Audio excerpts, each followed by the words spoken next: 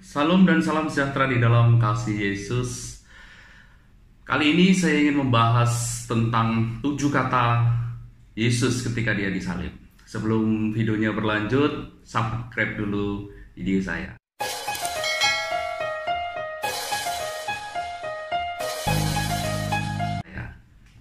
Terima kasih. Oke, peristiwa salib adalah peristiwa yang bersejarah bagi orang Kristen khususnya, terutama karena Yesus disalib untuk menebus dosa kita. Pada hari ini saya ingin membahas 7 kalimat yang keluar dari mulut Yesus mengenai penyaliban ini. Mari kita baca dulu di dalam Lukas 23 ayat 34. Ini kalimat pertama Yesus. Ya Bapa, ampunilah mereka, karena mereka tidak tahu apa yang mereka lakukan. Dari kalimat ini ya luar biasa kalau kita dimaknai dengan ketika orang dihina, ketika orang disiksa seperti itu, bahkan sampai disalib, dia boleh mengeluarkan kata yang agung ini, maafkan mereka, ampuni mereka. Ini membuktikan pengajaran bagi kita sebagai orang yang percaya Yesus atau pengikut Yesus, untuk setiap kita mengalami penderitaan karena kita dikucilkan orang, kita dihina orang, disiksa orang, permulaan adalah kata maaf ini. Dalam peristiwa ini ya mungkin bagi sebagian orang ada juga menyadarkan, misalkan itu penjahat yang satu di sebelah Yesus itu menyadarkan bahwa dia ini sosok yang lain, karena biasa orang kalau disiksa maupun dia apapun dijahatin lah, biasa akan membalas dengan kata kutukan, tapi Yesus ini yang lain. Tapi dalam peristiwa ini, khususnya kenapa Yesus mengatakan hal ini, tafsiran saya sendiri lah ini kan. Saya melihat waktu itu malaikat itu ada di mana. Biasa di dalam setiap hal mesti ada malaikat yang melayani Yesus. Tapi dalam peristiwa penyaliban, kenapa kok malaikat tidak menolong Yesus? Ini yang menjadi kadang-kadang tanya-tanya juga. Bahkan kita lihat di dalam Matius 26 ayat 53. Atau kau sangka bahwa aku tidak dapat berseru kepada Bapakku supaya ia segera mengirim lebih dari 12 pasukan malaikat membantu aku. Kan? Jadi kalau boleh dibayangkan pada waktu itu ada kurang-kurang 12.000 malaikat berpasukan. Di atas lah, ketika Yesus disalib itu, di atas dia ada malaikat berterbangan. Ini bayangan saya lah kan. Karena apa? Dari perkataan Yesus ini, dia malaikat itu menurut saya siapa yang boleh terima lah. Ini rajanya malaikat, rajanya dunia, diperlakukan manusia sedemikian rupa. Pada peristiwa itu mungkin di sisi spiritual atau dunia lain kan, di bawah itu ya setan bergembira karena peristiwa ini. Karena yang saya jelaskan video sebelumnya bahwa setan ini memandang peristiwa salib sebelum Yesus bangkit itu adalah suatu kemenangan, karena menganggap bahwa keselamatan itu kan ya, pandangan dia itu bahwa Yesus selalu menyembuhkan, berbuat baik, dan macam-macam itu. Saya sudah jelaskan lah. Kalau ada senang lihat video saya sebelumnya. Nah, pada waktu di bawah itu ada orang Farisi dan inilah, yaitu para setan ini, keturunan setan ini. Dan di atas itu saya percaya ada malaikat ini, 12.000 batalion ini. Dia hanya mengamati pada waktu itu, mungkin terbang sini, terbang sana kan. Terbang sini, terbang sana. Mungkin ada yang ya memang tidak terima lah Tuhannya, sesembahan dia diperlakukan seperti itu oleh manusia. Ya mungkin pada waktu itu sudah ada yang mengulurkan pedangnya, seperti waktu membunuh semua anak-anak lelaki di Mesir pada waktu Musa. Mungkin kita boleh bayangkan seperti itu kan dari pernyataan Yesus. Nah, dia semua menunggu apa yang Yesus perintahkan pada waktu itu. Tapi ya mungkin yang membuat mereka diam dan membuat marah malaikat ini ya mungkin terima kenyataan itu, Yesus keluar mulut satu yang agung ini, ampunilah mereka, ya Bapa, ampunilah mereka, karena mereka tidak tahu apa yang mereka lakukan. Jadi pada waktu itu mungkin dunia para malaikat waktu itu sudah tenang dengan kata-kata itu. Ada yang mungkin sarungkan kembali itu pedangnya, atau ya kita boleh bayangkan seperti itulah karena dari pernyataan Yesus ini. Ini hanya gambaran dan mungkin mindset tafsiran saya tentang peristiwa ini pada kata Yesus yang pertama. Kenapa dia keluar ampunilah? Mungkin menenangkan dunia sana juga. Oke, ya mungkin kalau tafsiran orang lain ya mungkin ya biasalah seperti saya tangkap tadi, yaitu kalimat yang agung keluar dari seorang Yesus yang di dunianya untuk mengampuni segala hal yang dilakukan manusia ketika kita dijahati oleh manusia. Oke, dari itu tafsiran saya. Oke, kedua, mari kita baca Lukas 23 ayat 43. Sesungguhnya hari ini juga kamu akan bersama aku di dalam Firdaus. Ini kisah satu penjahat yang meminta untuk menyelamatkan dia lah dari dari kehidupan yang akan datang. Makanya janji dia, karena dia percaya, ya janjinya Firdaus. Kok Yesus kalau manusia biasa kok berani-beraninya mengatakan hal ini? Sesungguhnya kamu akan bersama aku di dalam Firdaus. Kalau dia hanya manusia biasa, pangkat dia itu apa itu loh. Kan? Nah, ini yang membuktikan memang Yesus itu ilahi, karena sebagai firman-Nya Allah, yang video saya sebelumnya itu sudah menjelaskan semuanya itu. Oke, dan sesungguhnya itu. Ini kadang-kadang kalau yang kalimat ini selalu kalau di dalam perdebatan Kristen khususnya, ini menganggap bahwa tanpa baptisan orang Kristen itu bisa selamat, katanya ini.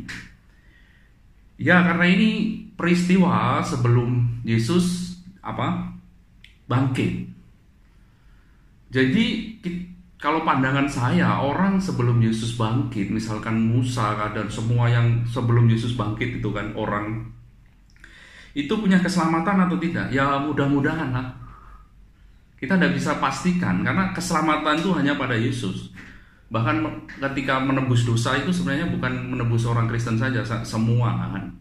Tapi hanya mengenai masuk surga atau tidak itu terserah Yesus itu. Karena dia sudah menjadi menjadi kurban untuk mendamaikan semua dosa manusia. Makanya dia surga itu kan tergantung keputusan Yesus, bukan keputusan kita. Itu loh. Makanya di luar Yesus, ini nasib orang di luar Yesus dan zaman sebelum Yesus itu mudah-mudahan bisa selamat dan juga bisa tidak. Itu tergantung Yesus juga, tergantung dia yang punya surga ini.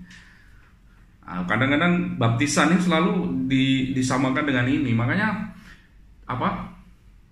orang tidak usah baptisan itu tidak akan menyelamatkan. Mana tidak menyelamatkan?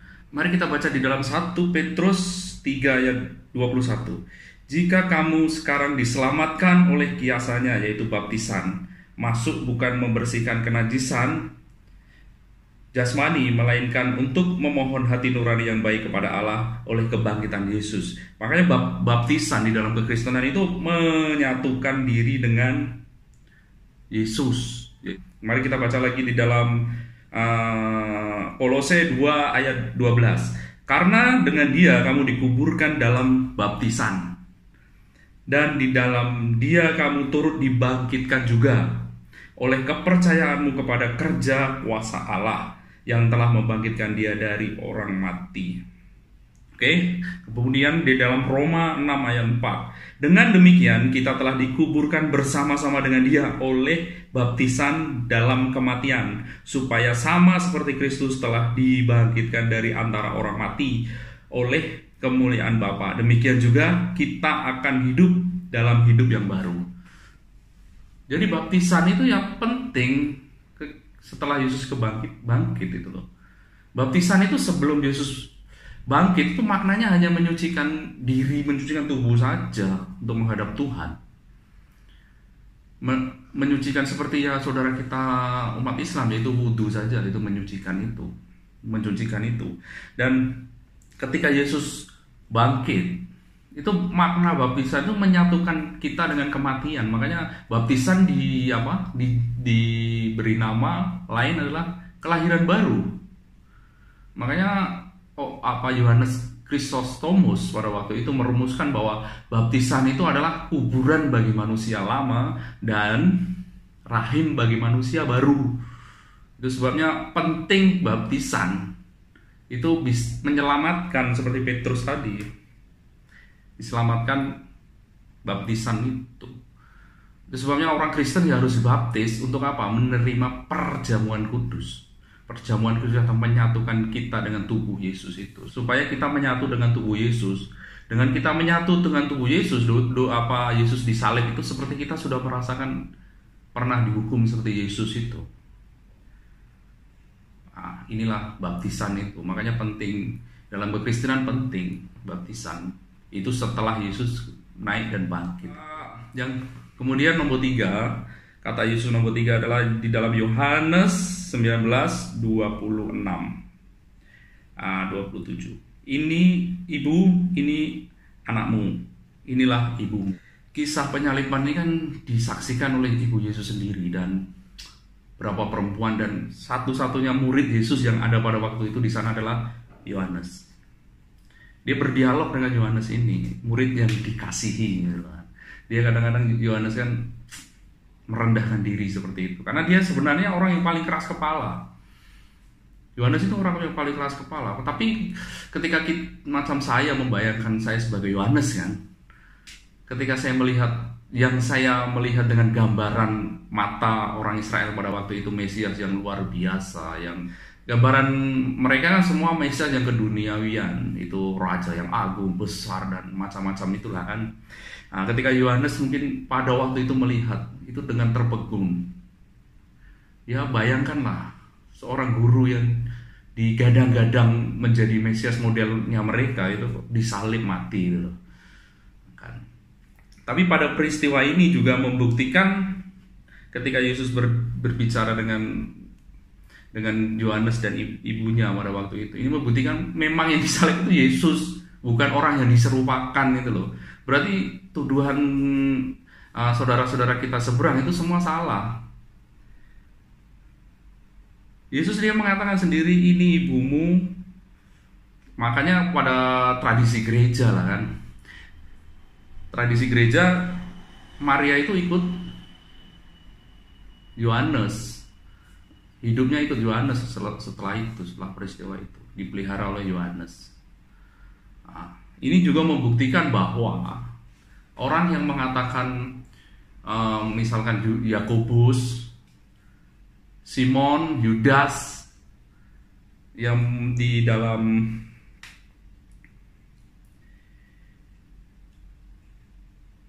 Markus ayat 6 pasal 3 itu, bukanlah ia tukang kayu anak Maria, saudara Yakobus, Yoses, Yudas, dan Simon, dan bukankah saudara-saudaranya yang perempuan ada bersama kita? Ini adalah banyak menafsirkan, yang saya tengok yang baru-baru saya lihatnya kan. Ini menafsirkan bahwa ini saudara kandung Yesus. Ini bukan saudara kandung Yesus. Karena ini tradisi gereja juga lah kan. Maria menikah dengan Yusuf itu sebenarnya sudah punya anak. Lah inilah anak-anak dia. Ini yang membuktikan juga ketika Yesus menyerahkan Maria kepada Yesus. Ini membuktikan bahwa Yesus itu satu-satunya anak Maria, bukan yang lain. Karena karena tidak mungkin kalau macam seperti Yakobus atau Yoses dan Yudas dan sebagainya itu, dia pelihara kan.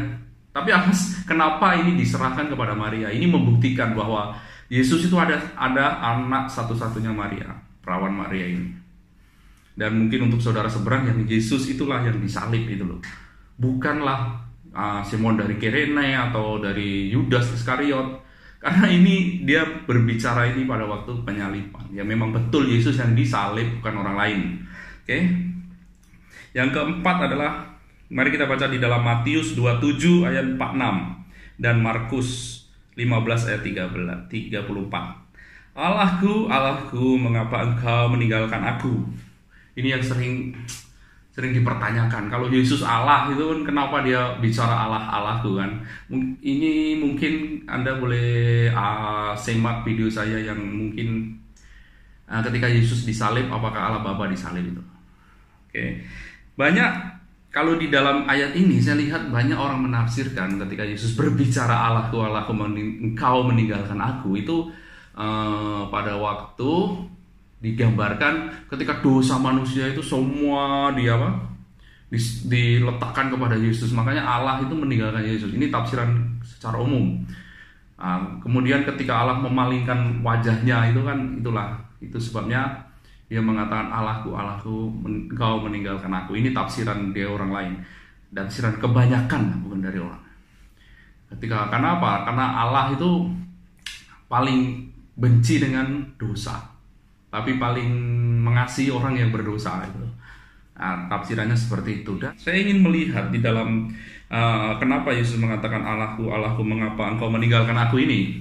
Mari kita baca di dalam Mazmur. Ini sumber daripada Allahku ini. Ini Mazmur Daud. Ternyata di dalam Mazmur Daud ini, yaitu Mazmur pasal 22, memang menceritakan gambaran Yesus ini. Mari kita baca ayat 12. Banyak lembu jantan mengurumuni aku, benteng-benteng Basan mengepung aku, dan mereka mengangangkan mulutnya terhadap aku seperti singa yang menerkam dan mengaum. Ayat 16. Sebab anjing-anjing mengerumuni aku, gerombolan penjahat mengepung aku, mereka menusuk tangan dan kakiku.